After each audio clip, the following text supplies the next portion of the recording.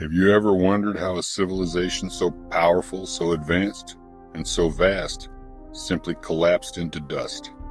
How did the mighty Roman Empire, ruler of 3 continents and home to over 50 million souls, fall into ruin? Welcome to Echoes of Time. Today, we explore the rise and fall of one of history's greatest empires, Rome.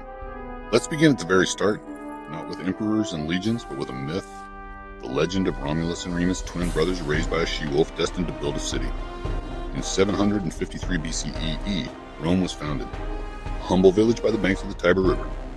Nobody could have imagined then that it would one day dominate the known world. In its early days, Rome was a monarchy. Kings ruled. Their power shifted in 509 BCE when the Romans expelled their last king, Tarquin the Proud, and established a republic.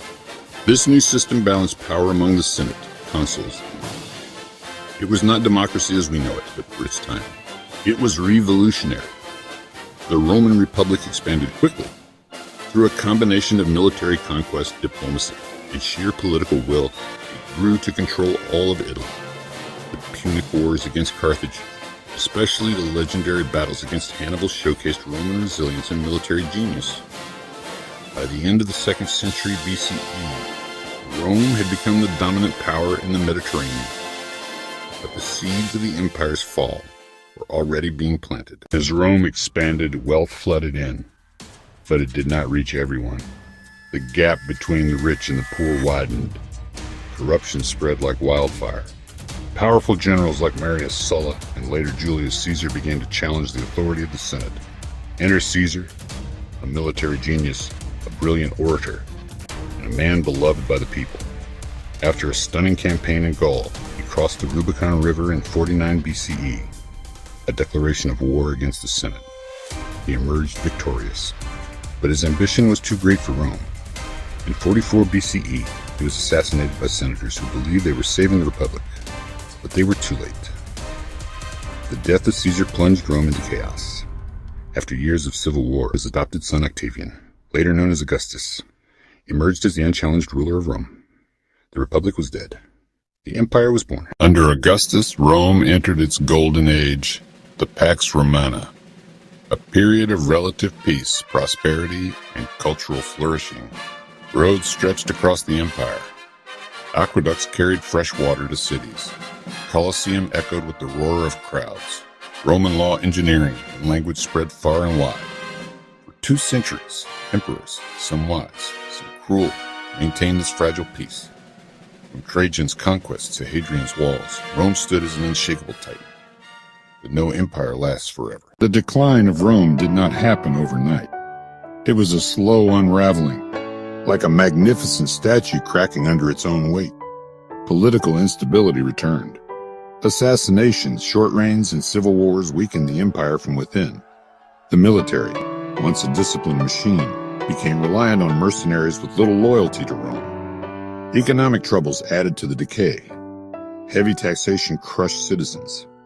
Inflation soared. The once glorious cities fell into disrepair. Plagues ravaged the population. In 285 CE, Emperor Diocletian tried to save the crumbling state by dividing the empire in 2, the Western Roman Empire and the Eastern Roman Empire, and the Eastern Roman Empire, and the Eastern Roman Empire, and the Eastern Roman Empire. For a time it worked, but the West continued to weaken while the East, later known as Byzantium, endured. Then came the migrations. The so-called barbarian tribes, Visigoths, Vandals, Huns, were not mindless destroyers. Many sought refuge, land, or integration, but mismanagement and arrogance pushed them to revolt. In 410 CE, the Visigoths, led by Alaric, sacked Rome. For the first time in 800 years, the Eternal City had fallen. It was a psychological blow greater than any battlefield defeat. The final death blow came in 476 CE, when the last Roman emperor in 76 CE, when the last Roman emperor in the West, Romulus Augustus, was deposed by the Germanic leader Odoacer. The Western Roman Empire was no more. But Rome did not vanish. Its legacy endured. The Eastern Empire, Byzantium, would survive for another 1,000 years. Roman law shaped future legal systems. Latin lived on in languages. The Church carried forward Roman traditions. And the ruins, the Forum, the Pantheon, the roads, still whisper the story of a people who once ruled the world. So why did Rome fall? Historians still debate.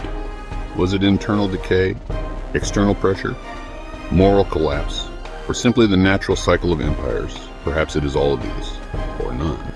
Perhaps Rome fell because it was too great to last.